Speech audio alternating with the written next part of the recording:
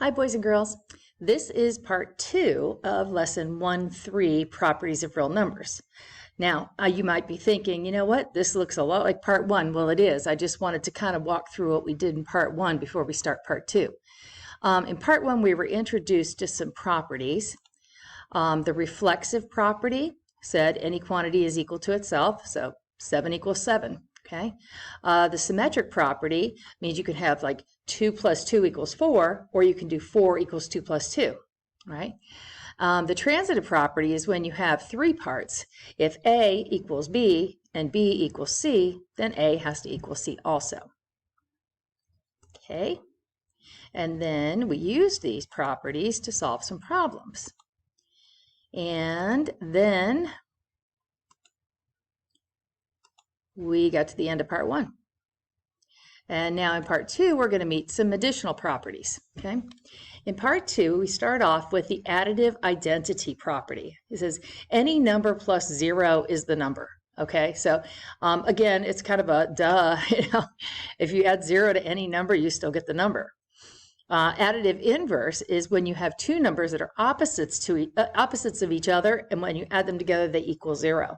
So additive inverses would be like 7 and negative 7, or 5 and negative 5, all right?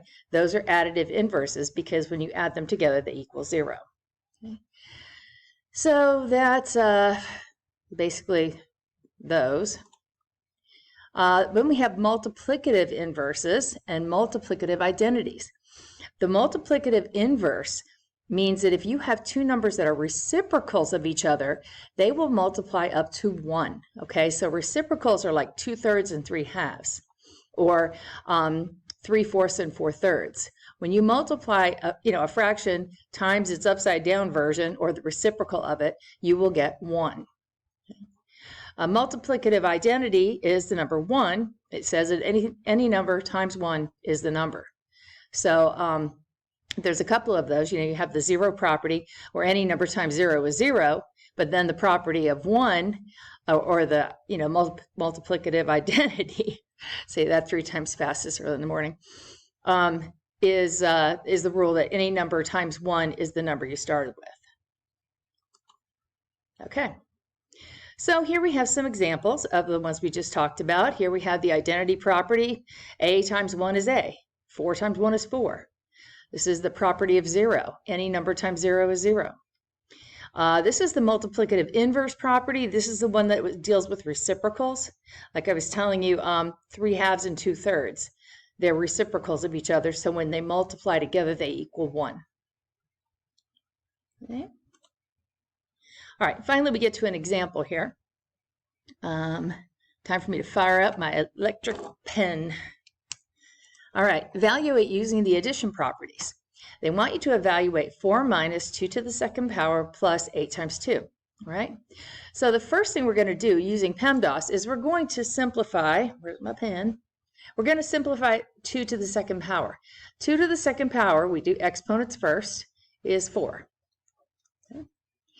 Then the next thing we're going to do is we're going to multiply, all right? We're using PEMDAS. Parentheses, this is not real parentheses, this is multiplication. Then we went to exponents, which was this one. And now we're at a point where we're doing multiply and divide. The only multiplication problem is right here. So we multiply 8 and 2 together to get 16. Then we do addition and subtraction from left to right. Notice we have 4 minus 4 equals 0. Okay, those are additive inverses of each other. It's a positive 4 and a negative 4 being combined together. If you don't believe me, keep change switch. You can see that this would be a negative 4. Okay, and 0 plus 16 is 16. So down here in the check, what would we do first? Well, we would do the exponent first. 2 to the second power is 4. Bring the rest of the problem down. And now, do we even need to bring down the plus 0? Because we know that any number added to 0 is the number. So 0 is kind of worthless in this problem. So we're going to get rid of it. And 13 plus 4 is 17. Okay. So, super fun, right? I know I'm having a good time. Let's see what else can we come up with here. Evaluate using the multiplicative identity and multiplicative inverse properties. Well, here we have an example 5. which is on page 27, we have multiplicative inverses of each other. 2/3 and 3/2 are multiplicative inverses, and when they multiply together, they multiply out to 1. And any number times 1 is the number. So we use those properties. All right, down here in the check, they ask you to identify the property used in each step. All right, here in the first step, what they did was they got rid of the times 1 because 4 times 1 is 4. So any number times 1 is itself. So that's why they put multiplicative identity property here. So that's the one that says any number times 1 is the number. The next step, to go from here to here, we got rid of the 0 because we know any number added to 0 is the number. And that's our additive identity property. In this step, we have inverses. We have additive inverses. We have a +4 and a -4. So that's why that's the additive inverse property. And then we have 0 plus 3. That's the additive identity property, which tells us that any number plus 0 is the number. I know, it's a lot of properties. I will never ask you to memorize these. You will have access to your notes. I don't think that I have them completely memorized. I mean, I know the rules, but I don't know the names of the rules. All right, number 6, evaluate using the multiplicative property of 0. Okay, well, this is kind of a trick, because notice that all this stuff in this parentheses is going to eventually be multiplied by 0. And we know that if you multiply something times 0, what happens? It equals 0. So there's no point in even wasting your time on that problem. The end result's going to be 0. Right? Now let's look at the check. There is a 0 down here, right here. What is it going to wipe out? It's going to wipe out all of this. I know this electronic pen is really hard to write with, sorry. It's going to wipe out all of this. But then you have this plus sign here. This stuff will still remain. Okay, so if the left side's going to be 0, what's this side going to be? Well, these are multiplicative inverses of each other. So when you multiply these two numbers together, you're going to get 1. And 0 plus 1 is 1. Any number added to 0 is the number. Another property. Okay, then we get to the properties that I actually do frequently refer to in class, the associative and the commutative. And let me take that back. I'm not a huge fan of the associative property. It has its purpose. The commutative property is the one I really rely on a lot, especially for doing mental math. The commutative property is very handy. Now, both of these properties only hold for addition and multiplication. All right, these do not work for subtraction or division, only addition and multiplication. What the associative property says is you can put parentheses around any numbers. You can group them however you want. So you look over here in the example. We can put the parentheses around 2 and 3. We can put the parentheses around 3 and 4. The end result is always going to be the same. So when you think of associative, think of associating with.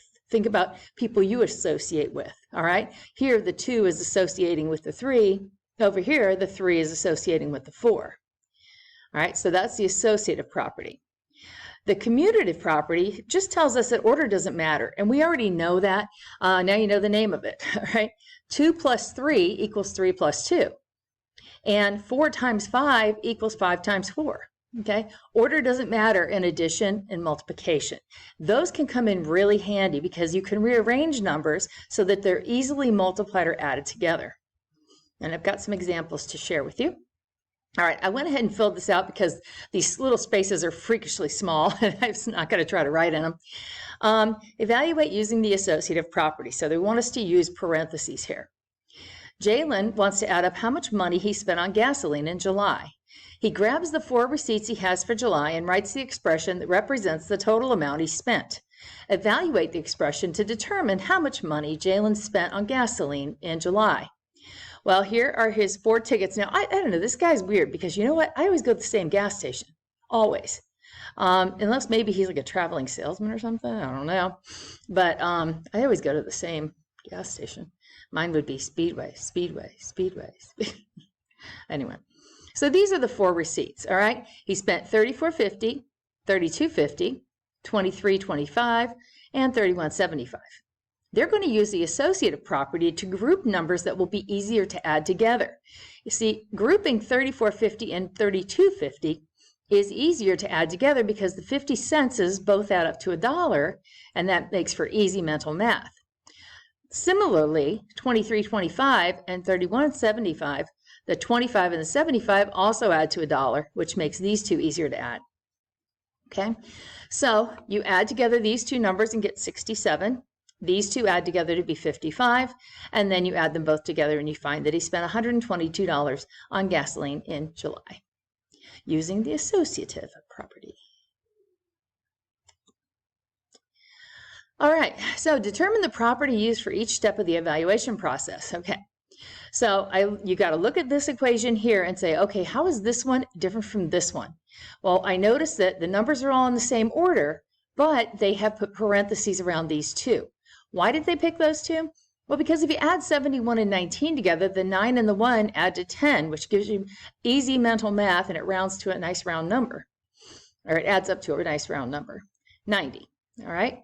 Then they went ahead and said, hey, you know what? Let's change the order here. Let's put the 26 next to the 114 because 26 and 114 add up to a nice round number too. So they used the commutative property to switch the order of the problem. And then they were able to add these two together to get 140 plus 90 is 230. Okay. So here we're going to evaluate using the commutative property. I'm going to have to write this one in because typing fractions on an active Aspire is a nightmare. So here we go. Okay, evaluate. They want you to use the commutative property. Here's the original problem. 5/6 times 9 times 6/5. But wouldn't it be great if 6/5 was next to 5/6? Because those are reciprocals of each other. Oh, this is so hard to write so small. These are reciprocals of each other and will multiply together to give us 1. And 1 times 9, that's the multiplicative identity property. Any number times 1 is the number, gives us 9. Okay. And never complicated problems more than this, have we? All right, on the check, Josephina needs to evaluate 7/3 times 2 times 3.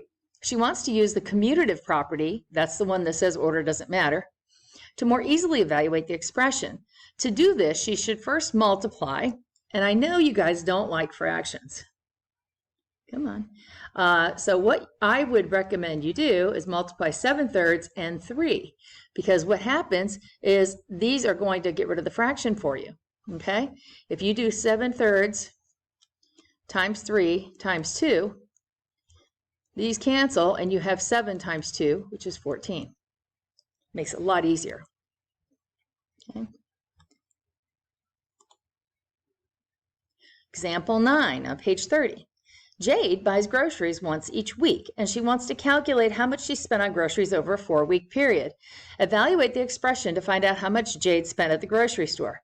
I don't get it. You know what? I can't walk in a store without spending that much money. How does she get by a whole week on that?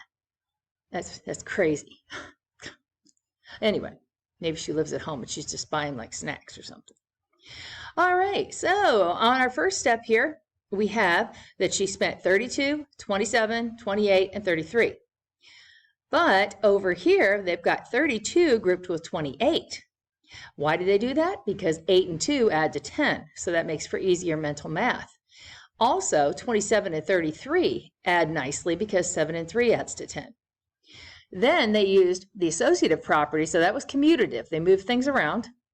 Then they used associative to put the parentheses in.